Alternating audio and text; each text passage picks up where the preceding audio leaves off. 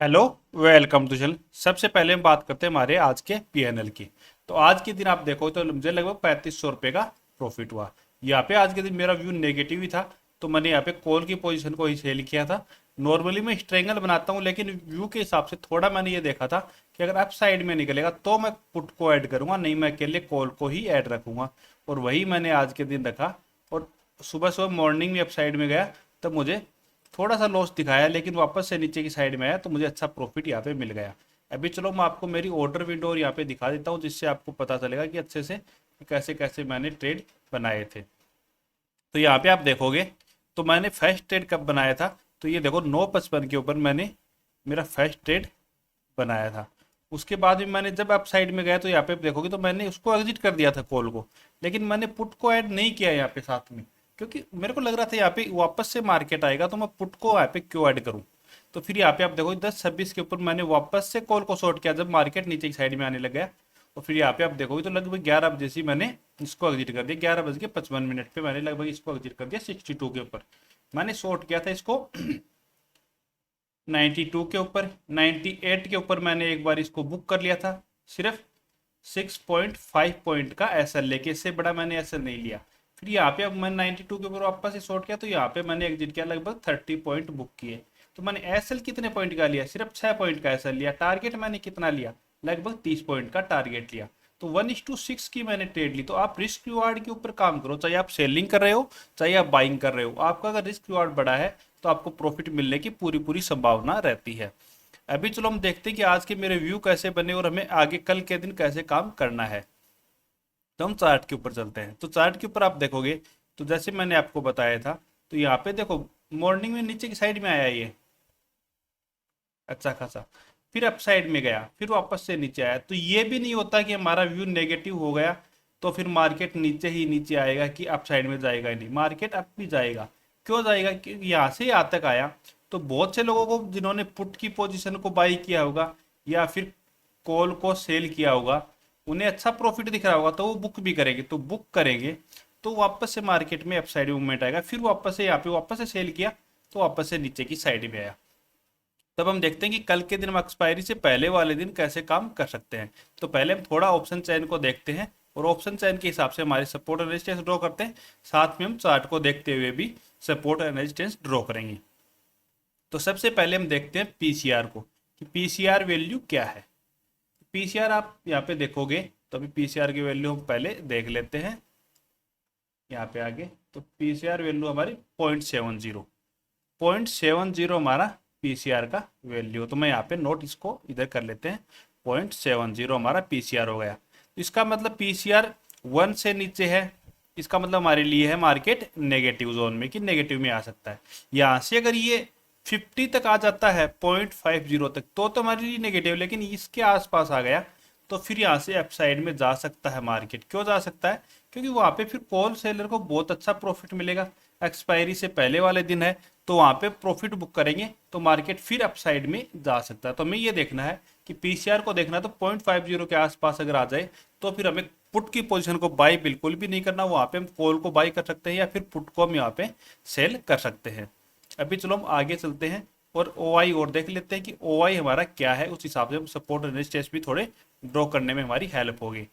तो हम यहाँ पे देख लेते हैं ओआई को कि ओआई कितना कितना है। तो ये मैंने ओआई का ओपन कर लिया है। यहाँ पे आप देखोगे कॉल का ओआई ज्यादा है पुट के ओआई से। तो सबसे ज्यादा ओआई देखोगे आप इसका और इसका दोनों का सेम ही ओआई है। तो ये तो हमारी है 2500 की, 2500 का ओआई सबसे ज्यादा है एक तो कॉल की साइड में, और दूसरा वही है 25,200 का। 25,200 का ओआई हाईएस्ट है कॉल की साइड में। फिर उसके बाद में हमारा है 25,500। 25,500 कि बड़ा मूवमेंट आने लग गया, मान लो कि बाई चांस में अप साइड में, तो मार्केट 25,500 तक भी जा सकता है। कि इन दोनों ओआई को ब्रेक करने लगता है और इसमें से सेलर निकलने स्टार्ट हो जाते हैं, तो हमारे को उसके बाद में जो नेक्स्ट रेजिस्टेंस है वो 25,500 का, तो यहाँ तक हमारा जा सकता है। अब हम नीचे की साइड में और देख लेते हैं कि नीचे की साइड में हमारे कौन कौन से ओआई हैं। तो सबसे पहले ओआई हमारा ये जो 25,000 का है, उसके बाद में हमारा 25,900 का है, फिर 25,800 का। लेकिन ये दोनों ओआई बहुत ज़्यादा नहीं है। अगर 25,900 से नीचे निकलता है तो मार्केट में शार्पली सेलिंग आएगी और नीचे की साइड में लगभग 200 पॉइंट तक हमें सेलिंग देखने को मिल सकती है। तो ये ओआई हमारा है 25,900 का, पुट का ओआई है सबसे ज्यादा है। तो मतलब अगर इनको ब्रेक करेगा तो भी फास्ट मूवमेंट, ये नहीं है कि इतना ये ओआई है तो यहाँ पे मूवमेंट नहीं आ सकता, अपसाइड भी मूवमेंट आ सकता है, अपसाइड भी मूवमेंट आ सकता है। अपसाइड भी मूवमेंट आएगा तो और भी फास्ट आएगा। क्यों आएगा? क्योंकि यहाँ पे ओआई बहुत ज्यादा है, इनके एसएल हिट होंगे ना, जैसे 2500 के एसएल हिट हुए तो वो फास्ट यहाँ से निकलेंगे, तो फिर मूवमेंट फास्ट होगा, यहाँ पे आएगा। यहाँ पे इनके भी अगर एसएल हिट होने लगे, इनको भी लॉस दिखने लग गया, तो फिर ये भी यहाँ से निकलेंगे तो और फास्ट मूवमेंट आएगा। तो इस तरीके से कभी कभी ये होता है कि अगेंस्ट में आ जाता है तो मार्केट में बहुत बड़ा मूवमेंट होता है। तो वो इसी कारण से होता है कि जब कॉल सेलर के एसएल हिट होने स्टार्ट हो जाते हैं तो मूवमेंट फास्ट होता है। अब हम चार्ट के ऊपर चलते हैं और हम ट्रेड कैसे कर सकते हैं इन सबको मिला के। तो जैसे अपन अभी हम चार्ट के ऊपर जाते हैं, पहले तो चार्ट को हमने यहाँ पे ओपन कर लिया। अब हम ये जो सपोर्ट रेजिस्टेंस हमारे, इनके हिसाब से हम लाइन ड्रॉ करने की कोशिश करते हैं। तो सबसे पहले हमारा 2500 का, तो 2500 के आसपास का हमारा रेजिस्टेंस कौन सा है उसको हम ड्रॉ कर लेते हैं। तो जैसे ये रेजिस्टेंस है लगभग ये 2500 का है, तो इससे ऊपर निकलता है निफ्टी, पहले हम लाइन ड्रॉ कर लेते हैं। चलो 2500 के आसपास का ये हो गया, तो हम इसको यहाँ पे ड्रॉ यहाँ पे कर लेते हैं इनको, या फिर हमारी एक ट्रेड लाइन भी ऐसे ड्रॉ कर सकते हैं, लेकिन हम हॉरिजॉन्टल लाइन इसको ड्रॉ कर लेते हैं जो 25,120 के आसपास की। दूसरा 25,200 के पास का हम रेजिस्टेंस देखते हैं। 25,200 के पास का रेजिस्टेंस कौन सा है? तो 25,200 के आसपास का रेजिस्टेंस हमारा ये है, तो ये लगभग 180 के आसपास है, तो ये रेजिस्टेंस होगा। नीचे की साइड में 25,900 का है, तो ये हमारे लिए यहाँ पे हम ड्रॉ नीचे की साइड में 25,900 के आसपास का कर लेते हैं, जो है हमारा है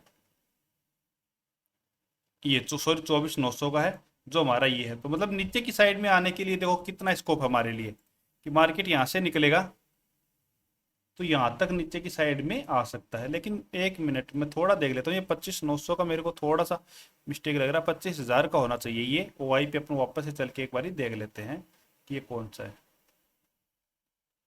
ये 25,000 का है हमारा, 900 का नहीं, क्योंकि तभी मेरे को लगा ये थोड़ा सा इतना नहीं हो सकता गैप इनके अंदर।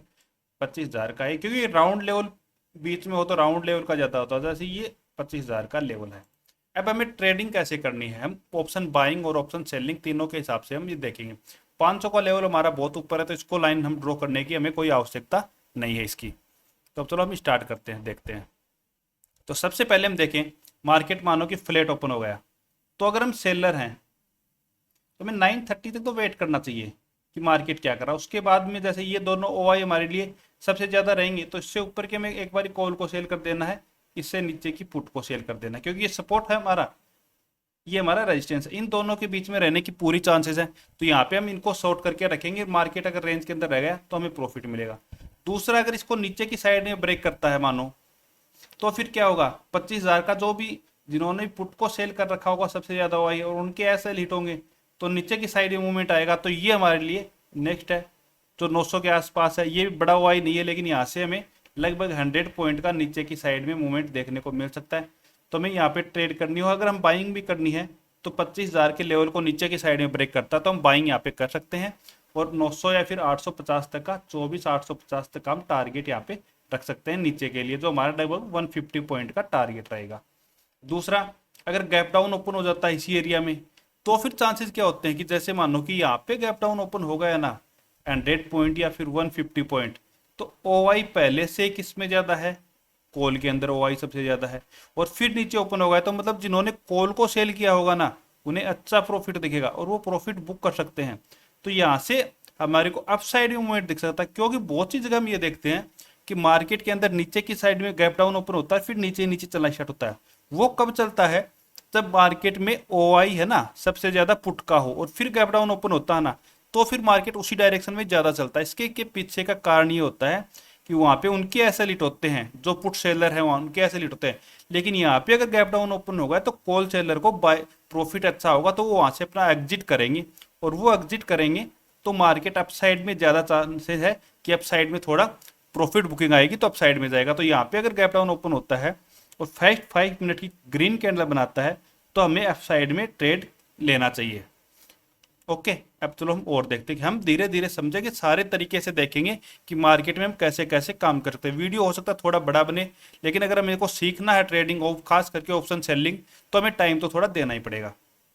दूसरा अगर फ्लैट ओपन होगी इस साइड में निकलना स्टार्ट होता है और साथ में OI भी धीरे धीरे कम होना स्टार्ट होता है, फिर PCR की वैल्यू धीरे धीरे अपसाइड में बढ़ना स्टार्ट होती है, तो फिर हमें यहाँ पे कॉल की पोजीशन से एग्जिट करना है हमारे पास हो तो, और पुट को यहाँ पे हमें सेल करके रखना है, जो हमें टारगेट लगभग यहाँ तक के टारगेट आराम से, जो आज का डे हाई है यहाँ तक के हमें टारगेट मिल सकते हैं। तो हमें अपसाइड में इस तरीके से ट्रेड करना है।